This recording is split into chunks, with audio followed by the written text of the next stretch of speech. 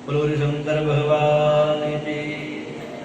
एक डायरी और लाया हूं, कहते इसमें भी देख ले फिर। क्या महाराज इसमें क्या देखूं, वही लिख रखी होगी पुरानी बातें। तेरे कोई बात नहीं, पुरानी लिख रखी तो क्या दे, तीसरी बात फिर चले जाना, तेरा कोई प्रतिबंध थोड़े वहां जाने का। फिर ठीक है महाराज। अब सबसे ऊपर नाम लिखा हुआ था नारद जी का, और पिछली डायरी में लिखे हुए थे ये मेरे भक्त हैं, इनका मैं चिंतन करता हूं। नहीं, ये मेरा चिंतन करते हैं। पिछली डायरी लिखा था ये जितने भक्त हैं ये मेरा चिंतन करते हैं, और अब लिखा हुआ था ऊपर हेड लाइन पे जिनका मैं चिंतन करता हूं। हाँ, उसमें सबसे ऊपर नाम लिखा था नारद जी। नारद जी का मुख फूल के ना फूल जैसा हो गया।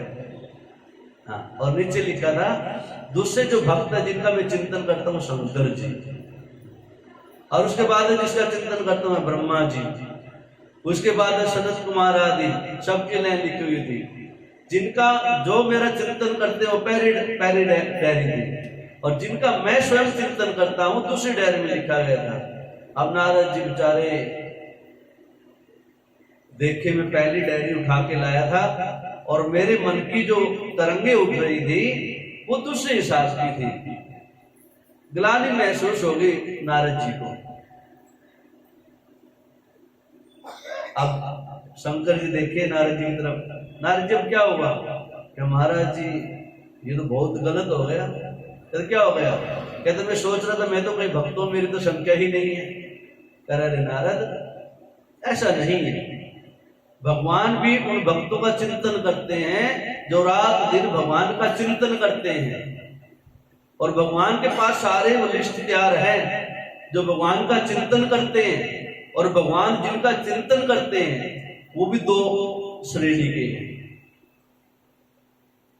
हे नारद, तुम उन्हीं भक्तों में से हो जो रात दिन भगवान भी जिनका चिंतन करते हैं, क्योंकि तुम ही हो जो भगवान का सार, भगवान की कथा, भगवान की जो भी पुण्य कथाएं होती है, लीलाएं होती है, उस संसार में तुम्हारे जैसे भक्तों के द्वारा ही प्रसारित की जाती है, प्रचारित की जाती है।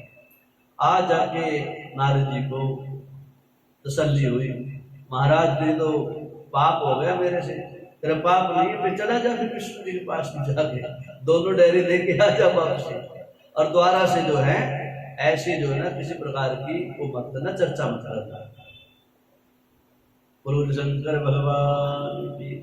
तो इस प्रकार से कहने का भाव ये था कि कम से कम जो है हम तो उस स्थिति में तो लोग पहुंच सकते कि भगवान हमारा चिंतन करने लग जाए, लेकिन कम से कम जो है कभी न कभी भगवान की कृपा हो जाए, उस डायरी में उस रजिस्टर में नाम तो लिखा जाए हमारा, कि भगवान ऐसे इतने लायक हो ही जाए कि भगवान ने मान ले कि ये भी हमारे भक्त हैं। तो समय और सुनना, गुनना और मनना, इन तीनों की बड़ी आवश्यकता है। तो ये कोई जरूरी नहीं है कि हमारे पास समय ही नहीं है, समय सबके पास हो जाता है, निकालना पड़ता है समय, और 7-8 दिन का तो समय निकाल लेना ही चाहिए।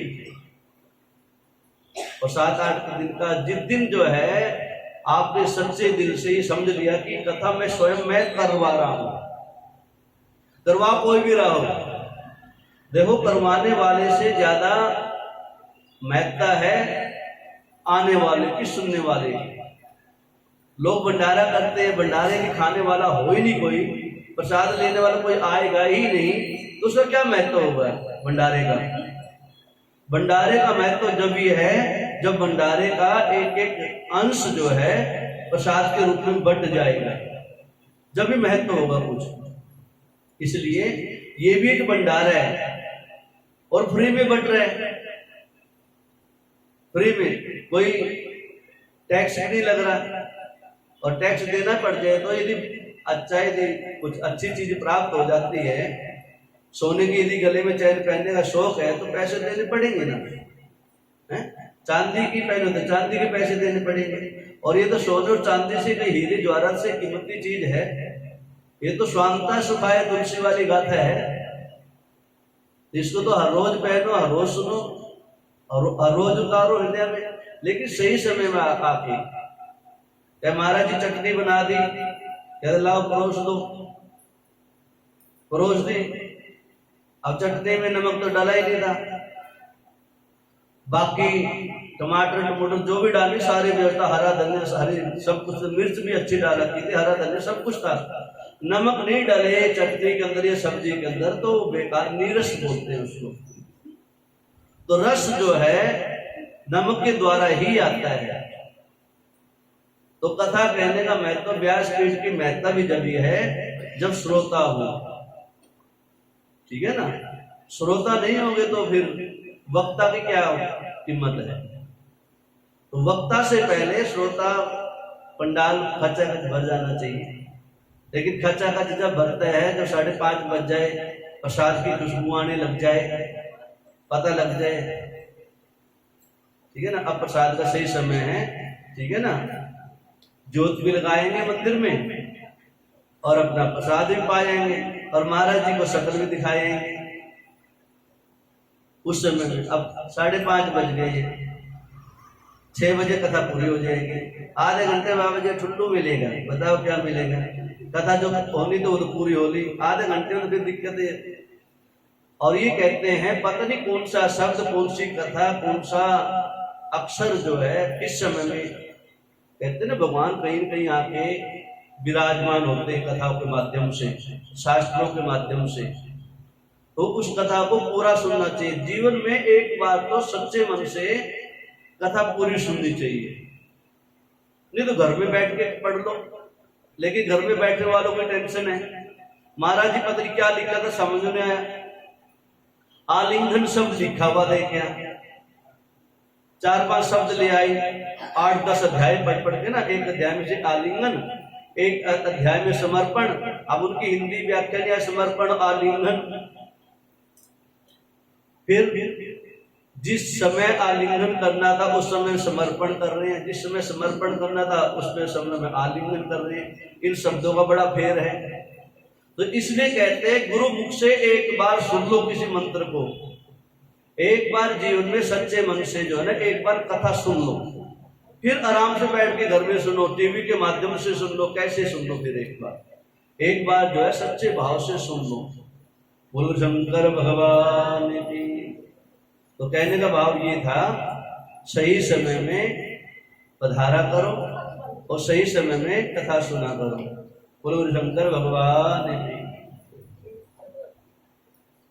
कथा सुन रहे थे, पंखा देख रहे थे,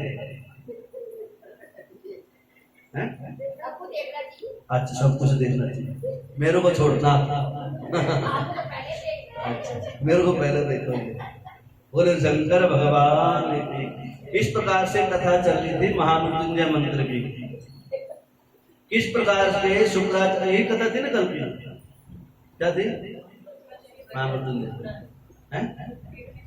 हाँ, इसलिए मैंने आज कथा लेट शुरू करी कि आपको सबको पता लगे, किसी कथा सुने तो कोई कथा वहां से पकड़ में आ जाए, ठीक है ना। बाकी आज मैं जो ज्ञान दिया वो ज्ञान अच्छा था। बोलो शंकर भगवान की। इस प्रकार से शुक्राचार्य जी के द्वारा निर्मित बनाए गए वो महामृत्युंजय मंत्र, वो मृत संजीवनी विद्या, जिसको जपने से, जिसको रखने से जीव अपने आप को सुरक्षित कर सकता है, निरोगी बना सकता है। इसलिए, और ये तो फिर पुरुषोत्तम का महीना चल रहा है, श्रावण का महीना चल रहा है, तो इसके अंदर जितना शिव का पूजन किया जाए उतना ही कम है। ये सब विशेष पर्व है, जैसे नवरात्रि पर्व आते हैं, ये तो विशेष पर्व है। और उसमें भी एक महीना हमको एक्स्ट्रा मिल गया। तो जहाँ 1 लोटा जल का चढ़ाते हो गंगा जल मिला के, तो इन 2 महीनों में 2 लोटे चढ़ाया करो। एक सुबह चढ़ा के जाओ, एक कथा सुनते जब चढ़ाओ, या जाते समय चढ़ा लो, चढ़ा के जाओ। और मृत्युंजय मंत्र जो है बोलते हुए या ओम नमः शिवाय मंत्र जाप करते हुए ही जल चढ़ाना चाहिए। और ये भी नहीं पटकना नहीं चाहिए, बड़े प्यार से बारीक धार बना के, जिसमें 2, 4, 5 मिनट लगे चढ़ाने में, उतनी देर तक जो है जल चढ़ाने थे बड़े प्यार से। बोलो शंकर भगवान। इस प्रकार से नारद जी कहते हैं ब्रह्मा जी, शुक्राचार्य जी को मृत सिंधु ने विद्या प्राप्त हुई और जैसे जैसे देवताओं का विनाश कर, देवताओं के द्वारा दैत्यों का विनाश होता गया। और हमने तो सुना आगे बहुत से राक्षस हुए। कहता हाँ, जरा आगे कौन कौन से राक्षस हुए? कभी कथा तुम सुन रहे हो, तुम बताओ कौन से राक्षस की कथा सुनानी है? कहते महाराज उन्हीं के खानदान में एक बाणासुर नाम का राक्षस हुआ। महाराज बाणासुर के विषय में कुछ बताओ। कहते नारद जी, बाणासुर भी प्रहलाद के यहाँ विरोचन के यहाँ जैसे जैसे आगे परंपरा चली, उन्हीं के जाके अंधक आदि के, और अंधक के बाद में जो है उन्हीं के खानदान में आगे चल के एक बाणासुर नाम का राक्षस पैदा हुआ। याद आया बाणासुर की कथा कुछ आप लोगों को? सुनी गई बात? कहा? अच्छा चलो चलो ठीक है, सुन याद है। हाँ, बाणासुर नाम का राक्षस हुआ। कहते महाराज उसके विषय में क्या कथा है? कहते बाणासुर ने भी अपने तप के बल से देवादिदेव महादेव को अपने यहाँ पर सदा सदा के लिए विराजमान कर दिया। अपने तप के बल से इतना कठोर तप किया, इतनी तपस्या करी, भगवान देवादिदेव महादेव को साथ साथ में अपने शोणितपुर नगर में रहने का वचन ले लिया। आप यहीं रहोगे। शोणितपुर नगरी का राजा था बाणासुर। देवादिदेव महादेव ने देखा, अब बात चली थी भक्तों की, भगवान भगत के वश में होते आए। अब शोणितपुर के राजा बाणासुर के से प्रार्थना करने पर खुश हो गए और आज सदा सदा के लिए भोले बाबा शोणितपुर में रहने लगे। माता पार्वती को पता लगा, बाबा तो अपने भक्तियां डेरा जमा लिया, मेरे को छोड़ दिया। माता पार्वती भी आई भागी भागी, मैं भी तो कुछ काम करूं, अकेले नहीं भोले बाबा कुछ काम करते, माता पार्वती भी काम करते हैं। और बाणासुर ने ये वरदान प्राप्त कर लिया, प्रभु यही रहेंगे आप। माता पार्वती विराजमान हो गई। और बाणासुर का एक सजीवता सेनापति था कुंभांड, बहुत बलशाली सेनापति था। और उनकी एक लड़की थी चित्रलेखा, और बाणासुर की लड़की थी उषा। अब बाणासुर की जो लड़की थी उषा, आज उषा को सपने में किसी लड़के के दर्शन हो गए। सपना ले रही है, सोती सोती बाणासुर की लड़की उषा, और उधर से माता पार्वती का आना हो गया। और माता पार्वती के द्वारा ये सारी सृष्टि बनाई जा रही थी ऐसी कि मैं भी तो कुछ ना कुछ काम करूं, मैं भी तो कुछ लीलाएं प्रभु के साथ में मिलकर रचूं। बाणासुर की जो नाम की लड़की, उषा नाम की लड़की थी, वो अपने राजभवन में लेटी हुई थी, सो रही थी। रात में सपना लेने लगी कि कोई लड़का जो है, जवान लड़की का सपना लिया, और उसको जो है सपने में अपने को अपने आप में उसको पति का दर्जा दे दिया, अर्थात इसको मैं पति रूप में प्राप्त करूं। उससे सपने ले रही है। बस ऐसे चिंतन हो बैठा, किसी सपने आ गए बड़े रात में। अब उसकी सहेली थी चित्रलेखा, सेनापति की लड़की। सुबह सुबह अपना बाणासुर की लड़की उषा ने अपनी सहेली उषा को उसको चित्रलेखा को सारी बातें सुनाई। बहन रात में तो जो ना नींद नहीं आई, नींद आई तो ऐसे अटपटे सपने आए। कह रहे कोई बात नहीं बहन, जवानी में ना ऐसे ऐसे सपने आया करते हैं, हमको भी आते, सबको आते हैं। 2-4 दिन निकालते हैं ऐसे ऐसे, लेकिन सपने खत्म नहीं हुए। एक दिन चित्रलेखा कहने लगी, बहन अपने सपने बता, कैसे कैसे सपने आए। और चित्रलेखा के पास में मायावी विद्या थी, वो जिसको जैसे सपने आते थे वैसे चित्र बना देती थी। कोई बोलता जाए कि मैंने जो है ताजमहल देखा, तो ताजमहल बना देती थी। तो चित्रलेखा ने धीरे धीरे करके कहते, बहन सुना सपना, कैसे कैसे लड़का देखा। कर ऐसा था, कवच पहन रखे थे, कुंडल धारण कर रखे थे, मुकुट बांध रखा था, पीतांबर पहन रखा था, ऐसे ऐसे करते अनेकों चित्र बनाए। लगभग थोड़े थोड़े मिलते। जब पूरा चित्र, जब मुख की आकृति बनाई, कहते बहन हाँ यही है, ये राजकुंवर है, इसी ने जो है मेरे को सपनों में परेशान कर रखा है। अब उसको जो प्रिंट आउट निकलवा लिया, ठीक है ना। बोलो शंकर भगवान की। कल जो है प्रिंट आउट निकलवाना उनके सारे, सबको पढ़ाए इस मंत्र के 20-25 करवा लेना। बोलो शंकर भगवान की। अब इस प्रकार से उधर तो बाणासुर भोले बाबा की भक्ति करता जा रहा है और इधर बाणासुर की लड़की सपने देखते जा रही है। अब बाणासुर की लड़की ने उषा ने सपने देखे, चित्रलेखा ने वैसे चित्र बना दिए। कहते देवी ए बहन मेरी सखी, इस लड़के को कहीं से भी लाओ, ढूंढ के लाओ, त्रिलोकी में कहीं पर भी ढूंढ के लाओ। चित्रलेखा मायावती उड़ना जानती थी, रात में भूत प्रेत उड़ना जानती थी अनेकों रूप धारण करके।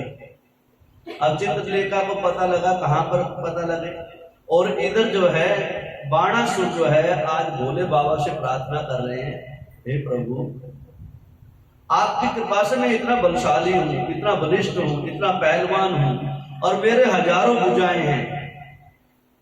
हजारों भुजा है नहीं, हजारों भुजा जैसे बल है मेरे अंदर, मानो 1000 ही भुजा है।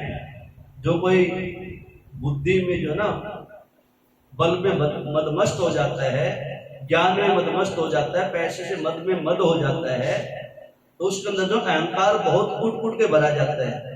कहते हैं ना किसी को धन का बल, किसी का ज्ञान का बल, किसी को आत्मबल। ये बल भी आदमी को एक बार मार देते हैं, ज्यादा अहम भी आदमी को डुबो देता है। अब बाणासुर कहने लगा एक दिन भोले बाबा को सामने हर रोज प्रकट करते थे कि हर रोज वही रहते थे भोले बाबा। कह रहा बाबा मेरी ऐसी इच्छा हो रही है कि मैं अपने 1000 बाजुओं के साथ में जो ना हजारों पहलवानों के साथ में कुश्ती करूं, लड़ाई झगड़ा करूं। मेरे हाथ में खुजली हो रही है, खारिश हो रही है, मेरी कांख में खारिश हो रही है, मेरे कंधे फड़फड़ा रहे हैं। भोले बाबा कहते हैं भैया क्यों उल्टी बातें करते हो, इनको अच्छे काम के लिए लगाओ, मेहनत करो, इनके इन हाथों के द्वारा कोई अच्छा काम करो, पूजन करो, यज्ञ करो, दान करो इन हाथों से। और ऐसी अटपटी बातें करोगे, मैं लड़ना चाहता हूँ, झगड़ना चाहता हूँ, पहलवान इसलिए थोड़े बनो। माँ बाप ने पहलवान इसलिए दौड़ बनाया कि किसी का सर फोड़ोगे। माँ बाप ने पहलवान इसलिए बुलाया था कि इमरजेंसी में आवश्यकता पड़ जाती है तो इन हाथों का काम, ये हाथ काम के। लेकिन ये हाथ तो जो है केवल जो है दान करने के लिए बनाए हैं, सेवा करने के लिए बनाए गए हाथ। इन हाथ तो सेवा करो, यज्ञ करो, भंडारे लगाओ बड़े बड़े। महाराज नहीं, आप कुछ भी कहते रहो, मेरे जो पूरे शरीर में खुजली मच रही है और मुझे ऐसा लगता है मैं किसी पर्वत को जाके चकनाचूर कर दूं अपने हाथों से, मुष्टि मार मार अपने। भोले बाबा कहते हैं भैया जब तेरी इतनी इच्छा है, तेरी बुद्धि मलिन हो बैठी है, तो इसमें मेरे क्या दोष है।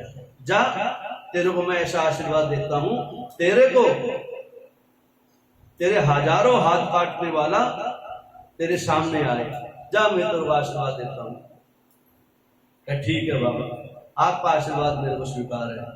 और कहते हैं ये बाणासुर एक बात और ध्यान रखना, एक चेतावनी और देता हूं तेरे को।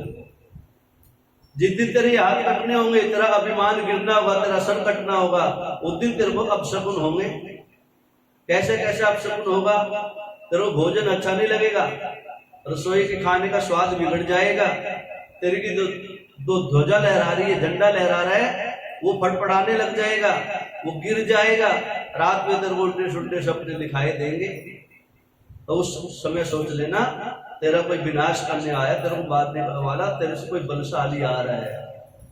तेरा बाबा ठीक है, मेरे को वो सारी बातें स्वीकार है। और इधर से उषा को चित्रलेखा वो सारी बातें बता रही है और कहते हैं चित्रलेखा को आदेश हुआ उषा का, चित्रलेखा ये जो जीव है, ये जो युवराज है, कहीं पर भी हो इसको आप उठा के ले आओ। बस माता पार्वती की कृपा हुई, चित्रलेखा रात में उड़ी, चारों दिशा में खोजने लगी। जाके देखते हैं द्वारकाधीश के महलों के अंदर भगवान जी का जो पोता है अनिरुद्ध, किसका लड़का था? प्रद्युम्न का, कृष्ण का प्रद्युम्न, प्रद्युम्न के अनिरुद्ध। अनिरुद्ध कृष्ण के पोते सो रहे थे, कहते इसको उठाऊंगी तो आंख खुल जाएगी तो डर जाएगा या आएगा नहीं, कहते पूरी खाट के सही मंत्र का प्रयोग किया, मोहिनी मंत्र जागृत किया और पूरे खाट के साथ में जो ना पूरे पलंग के साथ में रात में अंधेरे में उषा के राजभवन में अनिरुद्ध की खटोला लगा दिया बैठ। बोल शंकर भगवान की। अब उषा इंतजार कर रही थी, देखी बहन ही तो खाट के साथ ले गया और क्या जगा के रात तो कहां था, ठीक है ना, सोते हुए ले आई मैं तो। अब और उषा के राजभवन की व्यवस्था बना रखी थी बाणासुर ने। पहले ऐसे व्यवस्था भी होती थी, कोई भी उषा के घर के अंदर, राजभवन के अंदर कोई भी जो ना जनाना नहीं जाया करता, पुरुष कोई नहीं जा सकता था। जिस दिन उसके राजभवन के अंदर, कमरे के अंदर, शयन कक्ष के अंदर किसी पुरुष को देख लिया तो उसको मृत्यु का दंड दिया जाएगा। ये सख्त आदेश था। आज रात्रि की व्यवस्था थी, कई दिन हो गए रहते रहते। एक दिन उषा भूल बैठी कि मेरे पिता ने कड़ा आदेश दे रखा है कि मेरे राजभवन के अंदर शयन कक्ष में कोई पुरुष आएगा तो उसको मृत्यु दंड दे देंगे। आज उषा और अनिरुद्ध जोर जोर से हंस रहे थे। हंसी सुन गई उनकी सेविकाओं को, सेविकाओं ने बता दिया सेवकों को, और सेवकों ने बता दिया बाणासुर को।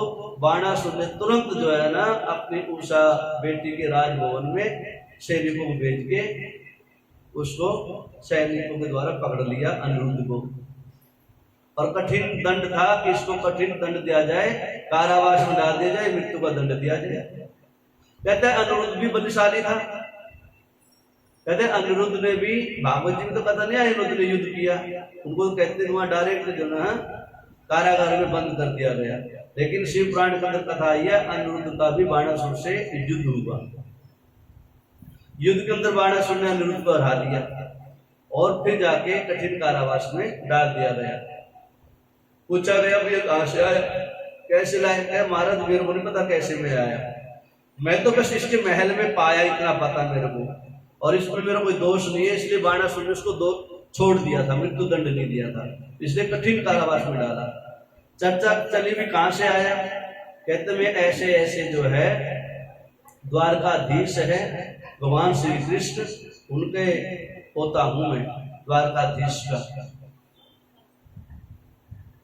अब द्वारकाधीश को कौन बताए जाके भी तुम्हारा पोता या कह रहे हैं, तो ये तो भगवान की कृपा होती है। आगे नारद जी बोलो शंकर भगवान।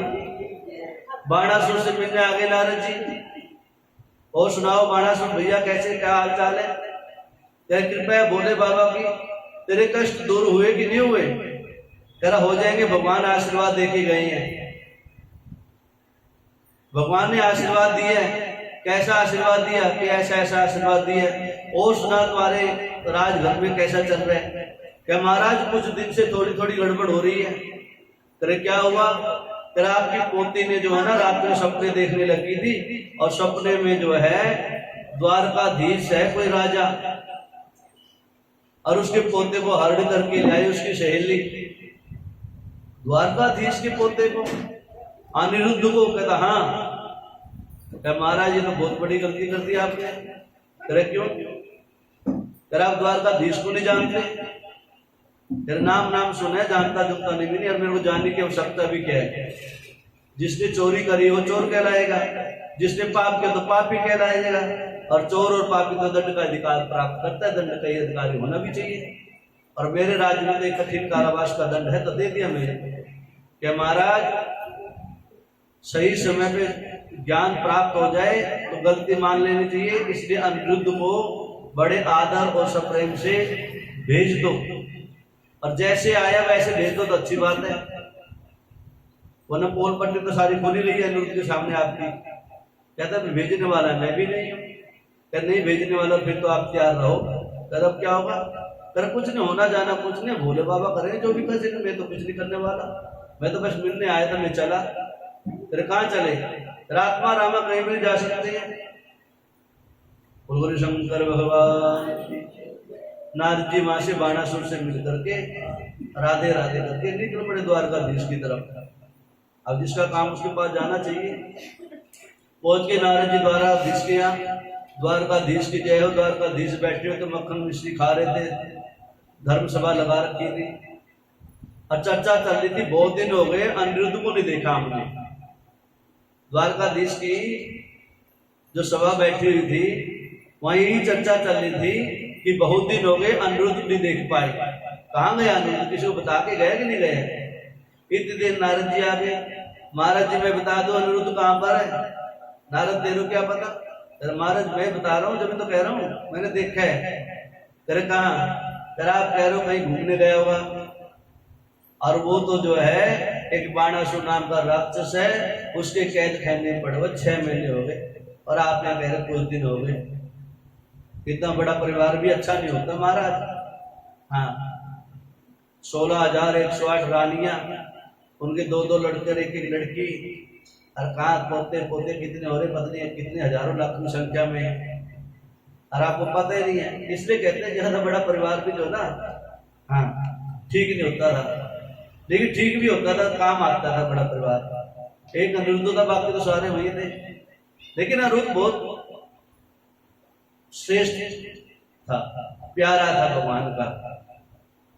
अब भगवान ने पूछा नारद जी कहाँ देख के आए? कहते बाणासुर की नगरी में। फिर वहां कैसे पहुंच गया? पहुंचा नहीं है, जेल खाने में पड़े हुआ है। जेल खाने में पड़ा? कहता हाँ।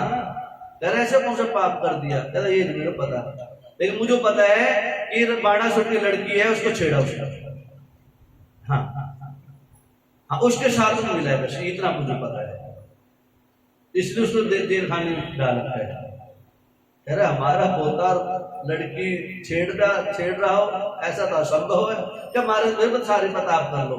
भगवान ने चिट्ठी पहुंचाई बाणासुर के यहाँ, भैया प्यार से छोड़ दो और मैं द्वारकाधीश भगवान श्री कृष्ण आदेश देता हूँ। बाणासुर कहता है ऐसे ऐसे आदेश तो मुझे पता ही कितने को देखे, सामने आ जा जितना है जब देखेंगे आदेश तो। वापिस चिट्ठी लिखवा दी, युद्ध करके ले जा सकते तो ले जाओ, ऐसे कठिन कारावास है। भगवान जी ने आज देखा मेरे को किसने ललकारा, और भगवान जी इसे कहते मेरे को ललकारो कोई जीव, कैसे भी ललकारो, या तो ललकारो या पुकारो। भगवान 2 ही प्रकार से मिलते हैं, या तो भगवान को गाली देने लग जाओ, शिशुपाल बन जाओ, कंस बन जाओ, रावण बन जाओ, दुर्योधन बन जाओ तो जल्दी मिल जाएंगे, या फिर भक्त प्रहलाद बन जाओ। और भक्त प्रहलाद बनोगे तो कुटाई भी खाओगे, सुटाई भी खाओगे, पहाड़ों से भी गिराए जाओगे, अग्नि में जलाए जाओगे, पर्वतों से गिराए जाओगे, जल में डुबोए जाओगे, और फिर भी मिले ना मिले। ये भक्त की पहचान होती है। तो भगवान 2 प्रकार से प्राप्त होते हैं, या तो भक्ति से मिलते हैं, ये शत्रुता से मिलते हैं। तीसरा कोई उपाय नहीं भगवान को पाने के लिए। बाणासुर ने कठिन शब्द लिख के भेज दिया, महाराज हाथों में बल हो, आ जाओ। और मैं तो चाहता हूं जैसी चिट्ठी आपने लिख के भेजी है ना, उसी चिट्ठी का उत्तर दे रहा हूं मैं। यदि आपके अंदर इतनी बल है, इतनी शक्ति है ना, तो मैं भी ऐसे बलशाली से भिड़ना चाहता हूं। आ जाओ, 2-2 4-4 हो जाएंगे। भगवान की कृपा हुई, कृष्ण भगवान जी रथ सजाकर अपनी पूरी सेना को लेकर के पहुंच गए। बाणासुर की नगरी सोनीपत से चढ़ाई कर दी। बाणासुर का बहुत बड़ा दरवाजे हुआ करते थे नगरी के, हाथी खड़े होते थे बाहर सैनिकों के साथ में, बड़े बड़े हाथी, बड़े बड़े मुछ वाले सैनिक। भगवान श्री कृष्ण ने शंख बजाया, बाणासुर का झंडा हाड़ से 4थी मंजिल से धड़ाम से नीचे गिर गया, और जैसे झंडा गिरा वैसे उसका मुकुट गिर गया। बाणासुर को आज लगा हो भोले बाबा ने जो बात कही थी आज सत्य हो जाएगी। लेकिन बाणासुर अब भी घबरा नहीं रहा, जो बाणासुर की जो बाजू थी, जो बाहु का बल था, उसको बहुत अहम था। वो चाहता यही था कि मेरी बाजुओं का जो है कोई बल देखने के लिए आए, युद्ध मेरे को हरा पाए कोई। इतना भक्त था भोले बाबा का, और भोले बाबा से आशीर्वाद भी प्राप्त करता, प्रभु जिस दिन मेरे को मारने आए ना, आप मेरी रक्षा भी करना। ये वरदान और मांग रखा था। वहां तो बिठाए रखे थे भोले बाबा को, मेरी रक्षा भी आप करना। अब बाणासुर देखा मेरा मुकुट भी गिर गया और मेरा झंडा भी नीचे गिर गया, इसका मतलब है आज मेरे को हराने वाला, पीटने वाला, कूटने वाला आ गया। बाणासुर ने अपनी सेना को आदेश दिया, चलो भी तैयार हो जाओ। बाणासुर पहुंच जाते हैं। जैसे तैयारी करते बाहर निकले कि भोले बाबा खड़े थे, रुक भक्त रुक, कहां जा रहे हैं? मैं तेरे को ऐसे मरने नहीं दूंगा। मेरे से वरदान ले रखा है ना, और मैंने वरदान दे रखा है, इसलिए आज द्वार के ऊपर मैं खड़ा हूं तेरे, तू अंदर ही रहो, जो भी बाहर आए उसको मैं देखूंगा। भगवान ने शंख बजाया, बार बार शंख बजा रहे भगवान, कोई निकल के नहीं आ रहा। चेतावनी दी, सैनिक को भेजा, बुलाओ उसको, कौन है दुष्ट जिसने हमारे पोते को पकड़ रखा है, या तो प्यार से आ जाए, नहीं तो हम दरवाजे तोड़ के अंदर घुसे। चेतावनी दे के आओ। चेतावनी देने गए, भोले बाबा सामने खड़े थे। भैया कहां जा रहे हो? बाणासुर को चेतावनी देने। किसने भेजा? किसने? कहते उसको भेजो, उसी को भेजो यहाँ पर। कहता महाराज आप कौन हो? बाबा जी मैं शंकर भगवान। अरे बोले बाबा, वो विष्णु भगवान, कृष्ण भगवान, ये शंकर भगवान, ये दोनों भगवानों के बीच में झगड़ा है क्या आज का? वो भी खुशी मना रहे, आज भगवानों का झगड़ा देखेंगे। अब तक राक्षसों के झगड़े बहुत देखे, आज भगवान का झगड़ा देखते हैं। महाराज जी वो तो कह रहे शंकर भगवान जी, मैं तो द्वारपाल बन के खड़ा हूं, पहले मेरे से झगड़ा करो। अरे शंकर भगवान जी, बाणासुर ने कहता हाँ। देखा दूर से, सच्चे भोले बाबा खड़े, रथ से नीचे उतरे, कृष्ण भगवान जी आए दौड़े दौड़े, बाबा आप यहाँ कैसे बैठे हो? क्या महाराज आप कैसे पहुंचे? पहले आप बताओ। क्या मैं तो वरदान दे रखे अपने चेले को। क्या वरदान दे रखे? पहले वरदान बता दो। कह रहे इसकी सदा सदा के लिए रक्षा मैं करूंगा। और इसकी रक्षा करते करते जब तक मेरे प्राण न चले जाए, जब तक इसके प्राण नहीं जाने दो।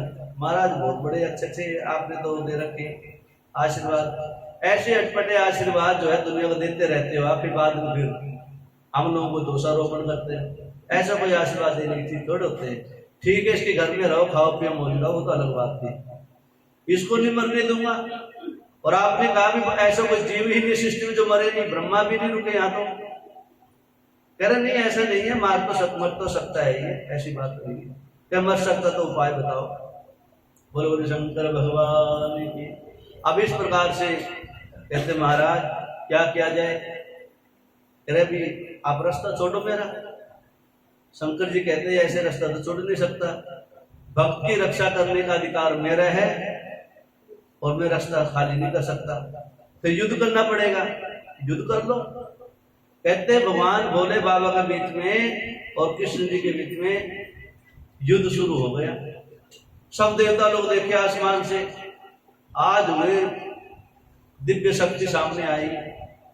भोले बाबा और कृष्ण भगवान जी युद्ध कर रहे हैं। अब भोले बाबा देखे भी कैसे जीता जाए, कैसे नहीं जीता जाए। कृष्ण भगवान जी बड़े बुद्धि का प्रयोग करते थे। कृष्ण भगवान जी पास में मंत्र बहुत थे, बुद्धि का प्रयोग किया, मंत्र का प्रयोग किया, तुरंत भगवान को भोले बाबा के ऊपर जो ना अस्त्र चला दिया, जिब्राणास्त्र, जब भाई आने वाला, ठीक है ना। कथा सुनते हैं ना हम लोग, बड़ी जल्दी जबाई आने लग जाती है हम लोगों को, और जबाई आते नींद आने लग जाती है। फिर बाद में पता लगे ना दीवार के सारे लगे प्रसाद का टाइम हुआ, माता जी उठ जाओ कथा पूरी हो गई, प्रसाद ले लो। अरस्ते पूछे माता जी क्या कथा सुन के आए थे? क्या महाराज जी कहते थे मुंह खोल दिया और एक बार मुंह बंद हो गया, फिर बात बीच की कथा करे सारी हजम, हाँ प्रसाद पाया मौज उड़ाया। तो कृष्ण भगवान ने वही अस्त्र चालू कर दिया। अब भोले बाबा ने देखा, जम्बाई लेने लगे, भोले बाबा ऐसे चुटकी बजाने लगे। जम्बाई लेते चुटकी बजाते हैं, कहते जब तक भोले बाबा जम्बाई ले चुटकी बजाए उससे पहले कृष्ण भगवान जी अपना सूक्ष्म रूप धारण किया और पूरी सेना को लेके सोनेपुर नगरी में, बाणासुर की नगरी में प्रवेश कर गए। तेरा भोले आप जब तक चुटकी बजाते रहो, ठीक है ना, जब तक मैं उसकी चुटकी बजा के आता हूँ। भोले बाबा कृपा हुई, भगवान श्री कृष्ण जी अंदर पहुंचे सेना को लेकर के, और बाणासुर भी कहते हजारों की संख्या में जो बाजू थे पर आते, एक एक बाजू को काटते गए, काट के धराशायी कर दिया। और कहते हैं आशीर्वाद तो मारने का था नहीं उसको, आशीर्वाद ये था कि इसके मद को चूर करना है, इसके अभिमान को गिराना है। अब कृष्ण भगवान जी उसको मार मार के कूट के जो है लगा दिया ठिकाना। बोलो बोलो शंकर भगवान।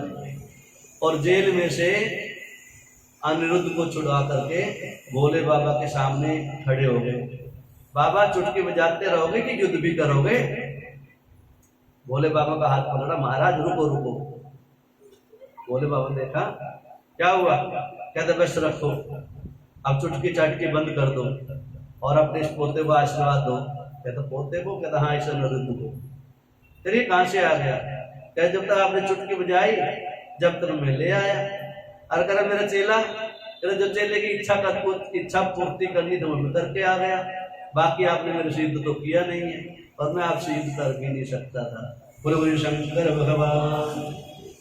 कहते इस प्रकार से देवादिदेव महादेव की कृपा से जो है आगे चल करके उषा को अनिरुद्ध की प्राप्ति होती है। और ऐसी बात नहीं है, बाणासुर को जब भी जीवन दान दिया था कृष्ण भगवान ने, और इन्हीं शब्दों के साथ में दिया था, अरे बाणासुर तेरी कैद में मेरा पोता है अनिरुद्ध, और अनिरुद्ध जो है तेरी जो उषा नाम की लड़की है उससे प्रेम करता है और उषा उससे प्रेम करती है, रखती है। इसलिए ये तो था एक शत्रु भाव। अब मित्र भाव में जो है ना कुछ रिश्तेदारी बना दी जाए। अब तेरे को लड़की की शादी तो करनी है, और भोले बाबा विराजमान है ही है, और माता पार्वती आई हुई है, और मैं भी पूरी बारात को लेके आया हूँ। इसमें कोई कमी तो है नहीं बारात को।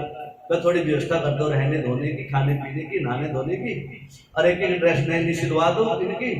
और फिर देखो यहाँ पंडित जी बुलाएंगे और यहाँ वेदी का निर्माण करते हैं, और तुरंत जो है सुंदर पोते के साथ में बहू को भी ले जाएंगे।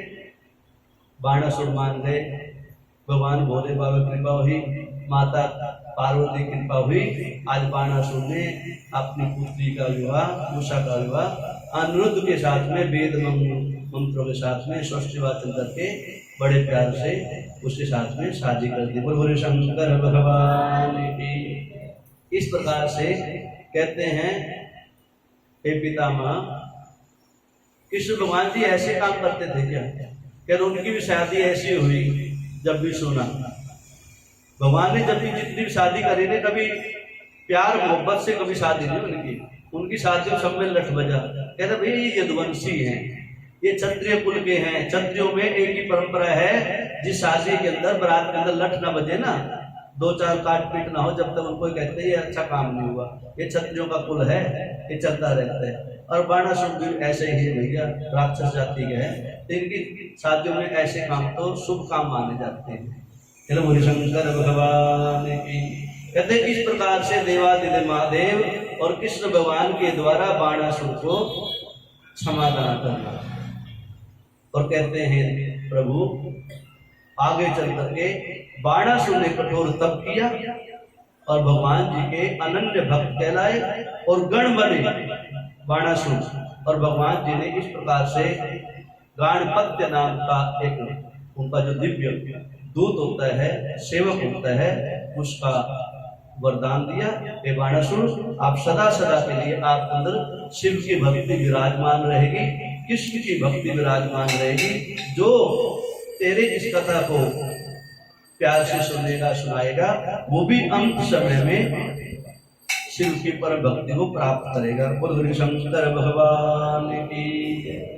कहते महाराज प्रभु हमने सुना भोले बाबा ने और भी अनेक से चमत्कार किए, और भी अपने भक्तों के नाम से अपना नाम रखा गया। कहता हाँ, कहते एक निबहाद नाम का एक भक्त सुना, भगवान ने कई अवतार लेना पड़ा निबहाद के नाम से। कहते भगवान ने उनको ऐसा आशीर्वाद कैसे दिया, कैसे चले?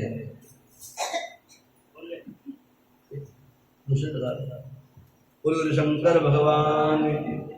कहते इस प्रकार के दुंदुभी नाम का, निबहाद नाम का एक जीव हुआ, उसने भी भगवान की शिव की परम भक्ति करके अपने आप को शिव का साकार किया। और आज भगवान की कृपा से उस राक्षस ने भी शिव की आराधना करके और अपने नाम से जो है शिव ने ऐसा आशीर्वाद दिया कि मेरे नाम तेरे नाम से एक ज्योतिर्लिंग की स्थापना हो। तो भोले बाबा कृपा से निबहार को आशीर्वाद किया और अंत समय में देवादिदेव महादेव ने एक लिंग की स्थापना करवाई और निबहार लिंगेश्वर नाम की स्थापना हुई। कहते जिसका दर्शन करने से जीव अंत समय में परम पद को प्राप्त करता है। बोल गुरु शंकर भगवान। कहते आगे चल के महाराज एक विदल और उत्पल नाम के राक्षस भी सुने हमने। उन्होंने क्या किया ऐसा कर्म कि भगवान उन्हीं के नाम से प्रमुख हो गए, फेमस हो गए। कहते उन्होंने भी ऐसे किया। फिर उन्होंने भगवान की आराधना करी, देवताओं के ऊपर अधिकार प्राप्त किया और अंत समय जब आता है कोई कितना भी मदमस्त हो, कितना भी बलशाली हो, कितना भी बलशाली क्यों ना हो, उसको अंत समय में भगवान की शरणागति करनी ही पड़ती है। कहते हैं जब सारे देवता बेचैन हो गए, देवादिदेव महादेव के शरण में पहुंचे विष्णु जी और ब्रह्मा जी को लेके, अंत समय में विष्णु भगवान की कृपा से महादेव ने जो है उस विदल और उत्पल के साथ में युद्ध किया और अंत समय में उन्होंने भी जठरेश्वर और कमदुकेश्वर नाम के शिवलिंगों की स्थापना करी अपने उन भक्तों के नाम से, उनकी भक्ति के कारण से। कहते हैं ऐसे हैं मेरे भोले बाबा, उनके जिस जीव के साथ में युद्ध किया फिर उन्होंने उनकी भक्ति करी, भक्ति का प्रताप उनको ऐसा आशीर्वाद दिया, उन्होंने उन्हीं के नाम से अपने स्वरूप को अपना स्वरूप दे करके उन्हीं का नाम यश दिया। कहते ऐसे है मेरे भोले बाबा। जो जीव कहता है भोले बाबा को इतने तन्मयता से, इतने श्रद्धा भाव से पूजता है, भजन करता है, भोले बाबा स्वयं अपना नाम उनको दे करके उनके नाम को अमर कर देता है, सदा सदा के लिए श्रेष्ठ कर देता है। कहते हैं इस प्रकार के ज्येष्ठेश्वर और कमदुकेश्वर दो शिवलिंगों के प्रसिद्ध हुए हैं। कहते हैं वो भी हिमालय के तलहटी के अंदर विराजमान है। कभी यात्रा पे जाता है जीव, अचानक से जीव का यदि उनके भी दर्शन हो जाए, किसी भी शिवलिंग के दर्शन हो जाए, तो अंत समय में देवादिदेव महादेव की उस जीव पर कृपा हो जाती है और भोले बाबा उसको शिव तत्व की प्राप्ति करवाते हैं और शिव लोकनाथ का सायुज्य प्राप्त होता है। नारद जी जो कि शिव पुराण की कथा को, विदल और उत्पल की निबहार की इस कथा को, संवाद को सुनता है, वो अंत समय में शिवलोक की प्राप्ति करता है। बोलो शंकर भगवान की, बोलो व्यास जी महाराज की, सद्गुरुदेव भगवान की, श्री शिव महापुराण की, सत्य सनातन धर्म की। हर हर महादेव, हर हर महादेव, हर हर महादेव। बोलो शंकर भगवान की जय। ओम नमः शिवाय। हरि ओम।